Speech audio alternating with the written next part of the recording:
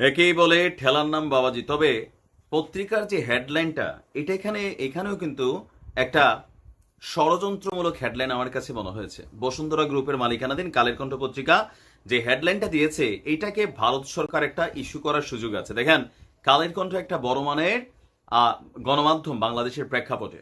তো সেইখানে যে হেডলাইনটা দিয়েছে, নিরাপত্তা নিয়ে উদ্বিগ্ন ভারতীয় হাই কমিশনার, প্রধান উপদেষ্টার সঙ্গে সাক্ষাৎ।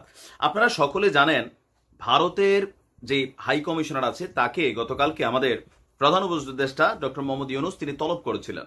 তলবের ইস্যু ছিল ভারত কেন উইদাউট এনি ইনফরমেশন ডম্বুর যেই ব্যারেজ আছে অথবা আরো অন্যান্য জায়গাগুলা যেগুলো দিয়ে আমরা দেখছি পানি ঢুকছে বাংলাদেশে, কেন আসলে কোন রকম বক্তব্য ছাড়াই পানি ছেড়ে দিল।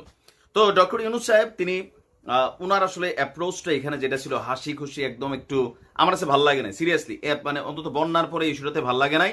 আমার মনে হয় একটু শক্ত দরকার ছিল। তো যাই হোক, আলোচনার ইস্যুটা ছিল এইটা। এর মাঝখানে ভারতীয় হাই কমিশন ঘেরাও করা হয়েছে। আপনারা জানেন যে প্রতিবাদী মানুষ, কারণ সারা বাংলাদেশে যা হচ্ছে এটা কোনোভাবে মেনে নেওয়ার মতন না। তো মানুষের আবেগ, এই মানে আবেগের জায়গাটা থেকে মানুষ ভারতীয় হাই কমিশনকে একটু ঘেরাও করার চেষ্টা করছে। যদিও আমাদের সেনাবাহিনী, পুলিশ, বিজিবি তারা পর্যাপ্ত নিরাপত্তা দিচ্ছে, কিন্তু আসছিল এক ইস্যুতে আইসা আমাদের বাংলাদেশের পত্রিকা যেটা দিছে এটা আমার কাছে গ্রহণযোগ্য হয় না। তবে ডরাইছে।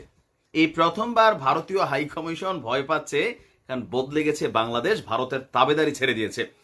বাংলাদেশে ভারতীয় স্থাপনাগুলোর নিরাপত্তা নিয়ে উদ্বেগ প্রকাশ করেছেন ঢাকায় নিযুক্ত ভারতীয় হাই কমিশনার প্রণয় ভার্মা। গতকালকে ঢাকায় রাষ্ট্রীয় অতিথি ভবন যমুনায় আমাদের ডক্টর মোহাম্মদ ইউনুসের সাথে সাক্ষাৎকালে এই উদ্বেগ প্রকাশ করেছে হাই কমিশনার। এই সময় তিনি কূটনৈতিক মিশনগুলোর নিরাপত্তার উপর গুরুত্ব আরোপ করেন। ভারতীয় হাই কমিশনার যখন অন্তর্বর্তী সরকার প্রধানের সাথে সৌজন্য সাক্ষাৎ করতে যান, তখন আমরা দেখছিলাম যে এই এম্বাসি ঘেরাওয়ের ইস্যুটা আসছিল। আর এর ফলে ভারতীয় হাই কমিশনার তারা মনে করছে তাদের যে প্রতিষ্ঠানগুলো আছে সেগুলোতে হয়তো বিক্ষুব্ধ মানুষ হাত দিতে পারে। আর এছাড়া বিভিন্ন বিষয় নিয়ে দুই দেশের মধ্যে নানান বক্তব্য হয়েছে। আর যে উদ্যোগগুলো আছে এগুলো নিরসনে ঢাকার কূটনৈতিক জোনে অলরেডি আমাদের সরকারের পক্ষ থেকে কিন্তু নিরাপত্তা ব্যবস্থা জোরদার করা হয়েছে।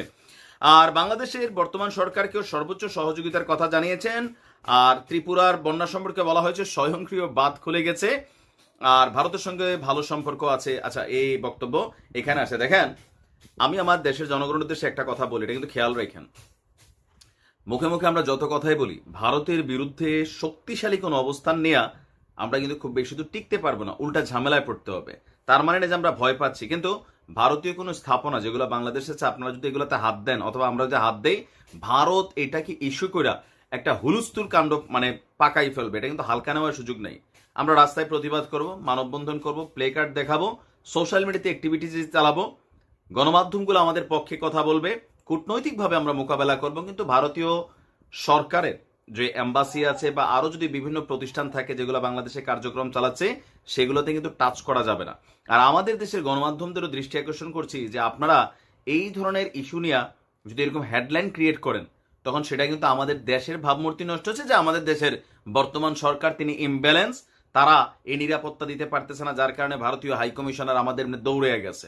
নো, ভারতীয় হাই কমিশনার গেছে বন্যা ইস্যুতে, তারা যে অন্যায় করছে সে অন্যায়টা নিয়ে তাদেরকে তলব করা হয়েছে, তারা তাদের বক্তব্য দিয়েছে। তবে আগের বাংলাদেশ আর নাই, বাংলাদেশ বদলে গেছে। কিন্তু আমরা কোন রকম সহিংস ভূমিকায়, এটা কোনো দেশের কূটনৈতিক বা কোনো দেশের এম্বাসি তাদের উপরে এটার কিন্তু আবার সুযোগ নেই। রাষ্ট্র হিসাবে পরে বিশাল একটা ঝামেলা আমাদেরকে ফেস করতে হবে।